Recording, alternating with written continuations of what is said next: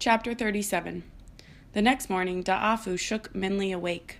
"Wake up, sleepy," Dafu said, pulling her up. "Come on, we want to show you something." "Yes," Afu said. "Hurry." Minli followed them out of the house and through the streets. It was almost as if there were a parade, for all the family were coming out of their houses and following. Minli hadn't realized Da'afu's family was so large. There were aunts, uncles, cousins. The home behind the red gate doors was really a village of relatives. As Minli ran around through the open doors, she stopped and grinned, because there, waiting out on the stone ground, was Dragon. He was strong and smiling, sitting straight and alert. There was no daze in his eyes and no foul blackness on his body.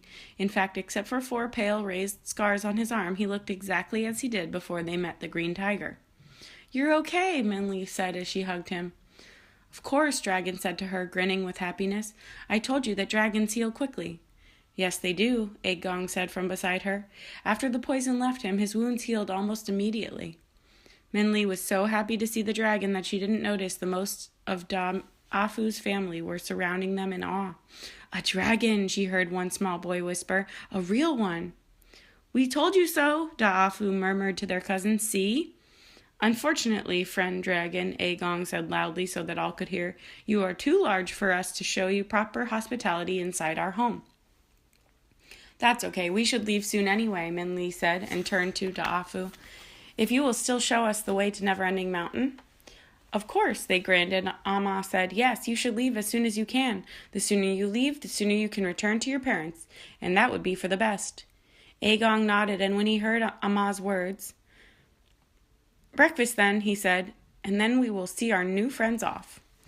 So even though the rocky land was cold and windy, the family brought their breakfasts of warm rice porridge out to eat. No one wanted to miss a moment of looking at a real dragon. Amma led a large iron pot rolled in on a rough wood platform by 2 of Da'afu's uncles in front of the dragon. The pot was steaming and full, and Minli recognized it as the medicine tea. An aunt carried cups of the tea on 2 trays balanced on her shoulders with a stick for anyone to take. Minli carefully reached for a cup. The fragrant aroma was too tempting to let pass. "We should not call this drink medicine," an uncle said. "It is too delicious, and now that there is no more green tiger, there is nothing for it to cure." "Maybe we should call it well tea," Afu laughed, "since the green tiger is down in the well." "No," Aegong said, "we want to remember our friends, not our enemies." "We should call it dragon well tea," Da'afu said, "because it made the dragon well." The family all cheered at that, and there was a look of softness in Dragon's eyes that Minli had never seen before. He was unused to kindness, she realized. He had spent most of his years alone and trapped by his flightless body. Too soon, breakfast was over, and Minli was packing her possessions into the yellow silk bag the king had given her, while Amma tied supplies onto the backs of Afu and Dafu. "Just in case," she said, slipping in their simple food of rice wrapped up in leaves and salted boiled eggs. "Bring Minli to Neverending Mountain and then come right home."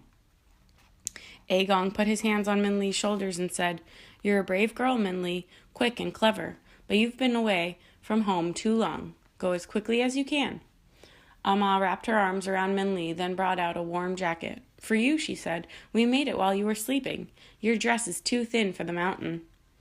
The jacket was multicolored, made of large patches sewn together, some dark blue, some deep purple, a few bright red. Minli smiled thankfully. Already the cold wind was chilling her, but she was hesitant to ask these people for anything since they had already given her so much. As she put it on, she marveled at its warmth. The fabric looked like plain cotton, but she felt as warm as if she had put on a thick fur. "Let's go then," Da'afu said, and the boy swung up his arm in excitement. It was only then that Minli noticed a large gash missing from his sleeve.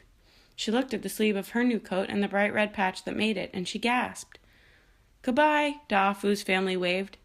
As they waved, Minli saw each of them had missing material in their sleeves. Her goodbyes froze in her throat as she realized her warm coat was made of pieces cut from the family's own clothing.